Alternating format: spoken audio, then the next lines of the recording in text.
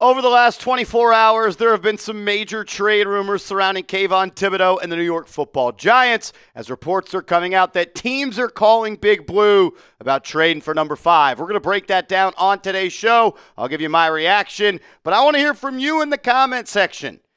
Put yourself in the seat of Joe Schoen. Would you trade Thibodeaux for a first-round pick? Why for yes and for no?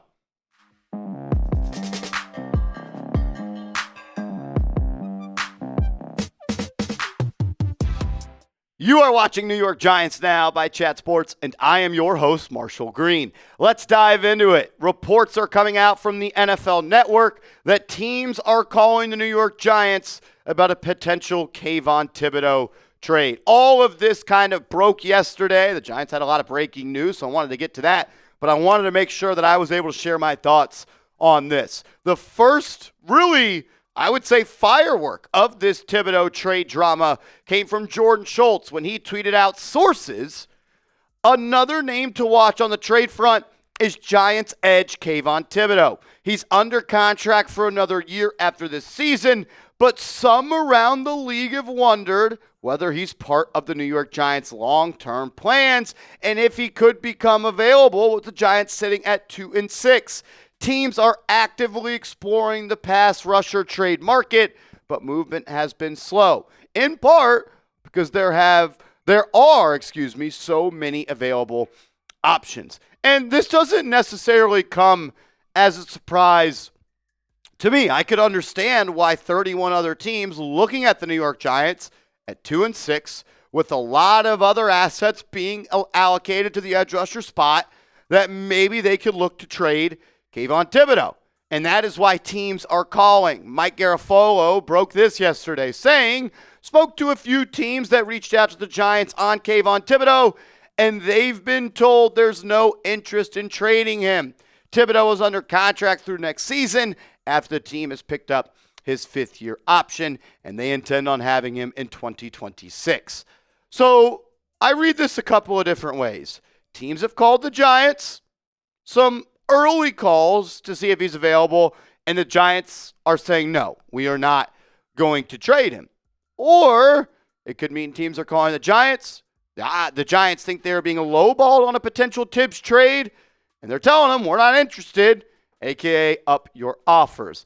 Ian Rappaport then quote tweeting Mike Garafolo, saying the Giants didn't work to build up their defensive front to start tearing it down. That sounds awfully familiar. If you remember, we didn't sign him to trade him. Oh, Dave Gettleman and Odell Beckham Jr. Look, I don't think the New York Giants would trade Kayvon unless they are getting a massive haul back in a trade.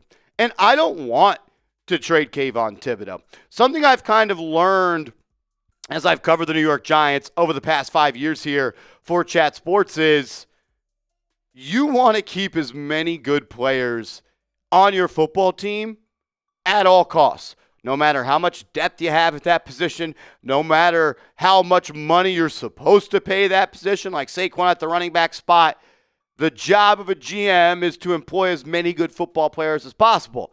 And Kayvon is becoming a really good player in this league. He is having his best season in the National Football League, despite a season where he's already had, 11 and a half sacks. In 8 games played this year, he has 25 pressures. That's 27th among all edge rushers in the NFL. He has 6 QB hits. That's tied for the 16th most. He has 16 hurries. That's 23rd. He has 16 stops. A stop is considered a tackle that is a negative play for the defense. He's tied for the 8th most there. The sacks, they just haven't really come yet. Only 2.5 on the season. But all of the other metrics and advanced analytics show that he is doing a good job of it. The pass rush numbers, some advanced ones, they're not great this year, but they're also not bad. He has a 61.6 PFF pass rush grade. That's tied for 42nd amongst edge rushers. His pass rush win percentage at 11.2% is 40th. And his PRP score, his pass rush production score, is 5.6. That's tied for 48th. I think some of these numbers especially the grade and the production score, are a little bit lower than we'd like because the sacks aren't there. What I've been most impressed about him, though, where I think he's taken the biggest leap, is defending the run. And it's hard to say that because the New York Giants are one of the worst teams in the National Football League at stopping the run. But Kayvon has been really good in that regard. His PFF run grade, third best in the NFL amongst edges. He has 12 stops in the run game. That's tied for the second most among edges. And he has a stop percentage of 10.0, the third best amongst edges. So while the sacks aren't there, the pressures are there, the quarterback hits are there, and the run defense is there. The sacks will come. It's not always fair to judge a player strictly by the amount of sacks that they get, just like it wasn't fair to say Kayvon had an all-pro season when he had 10.5 or 11 sacks, whatever he was. I got a lot more thoughts on Kayvon and a potential trade. We'll dive into that. But first, I got to tell you about our proud sponsor of today's show, GLD. When you go to GLD.com, use the promo code CHAT, you're going to get 50% off plus a free chain. They've got Giants chains and pendants, so check them out. Let's be real. Buying men's jewelry used to be a nightmare. It was low-quality junk that snapped after a week, or it was insanely overpriced with ridiculous markups. That's why I rock with GLD. You're getting quality pieces that are built to last without breaking the bank. And unlike a lot of other companies, GLD only uses real gold. None of that cheap stuff. What I love about them is that every single stone is meticulously hand set and every single piece is guaranteed for life. It's literally built to last for the rest of your life. And shout out to GLD. They hooked me up, one, with this awesome chain, but as you can see it, this beautiful New York Knicks pendant as well. They actually have deals with the NBA and the NFL, as well as the WNBA, NCAA, MLS, and even DC Comics official collabs, so you can get a chain and a Giants pendant, and you can rep what you love. Work hard and change the game. For a limited time only, new customers are getting an insane deal. Use code CHAT to get 50% off, plus get yourself a free chain at GLD.com. That's 50% off and a free chain with the code CHAT at GLD.com. After your purchase, they'll ask where you heard about them. Please support our show and tell them Chat Sports sent you. When it comes to trading Kayvon Thibodeaux, I don't want the New York Giants to do it. I don't think it really makes all that much sense. But business is business. It's strictly financial. Every player has a price.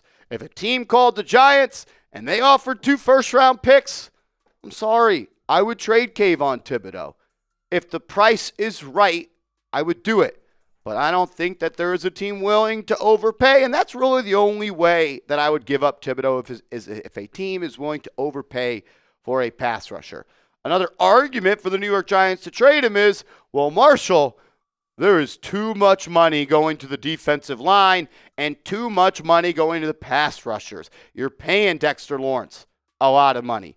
You're paying Brian Burns a lot of money. Are you going to give Kayvon Thibodeaux $100 million? What? Aiden Hutchinson just got $200 million. Now, I don't think Kayvon Thibodeaux gets that, but when you have a $26.9 million cap hit for Dexter Lawrence and a $34.7 million cap hit for Brian Burns next year, makes you think maybe that could make some sense. I mean, in 2027, it's a $26.9 million cap hit again for Lawrence, and then up to $36.5 million for Brian Burns. And before you know it, you're going to have to pay Abdul Carter as well. I know he's a rookie. A lot of rookies in their rookie scale contract, if they do perform well, they could be looking to get paid after their third season. That is when they are contract extension eligible. The New York Giants don't have to do that. And I can make all these reasons. I'm really good at playing both sides. I like to look at both sides. And I understand why anyone would say, yeah, I'd trade Kayvon. And the reasons that we've talked about. But I think when you're building a football team, and I think Joe Schoen has learned this, you need to roster as many good football players as you can, even if it is a lot of money going to 3 edge rushers plus $100 million to Dexter Lawrence. The New York Giants are not in a spot where they can just let talented young football players that they drafted and developed leave for nothing in free agency. The New York Giants should not trade Kayvon Thibodeaux. He's having his best season in the NFL. He has been awesome against the run, and some of the advanced analytics as a pass rusher are there. The sacks aren't there, but I believe those are going to come, and I believe the best is still yet to come for Kayvon Thibodeaux. Look, if a team wants to give you 2 first-round picks, I'll listen. If a team wants to give you 1 first-round pick, I'll listen. But at the end of the day, I think it's a good idea for you to keep really good players that you draft and you develop. And also, there's always this narrative out there that, having to pay players big money is a bad thing. Like, you hear people all the time, we got to pay that guy. We got to pay this guy. That's a good thing. That's a luxury.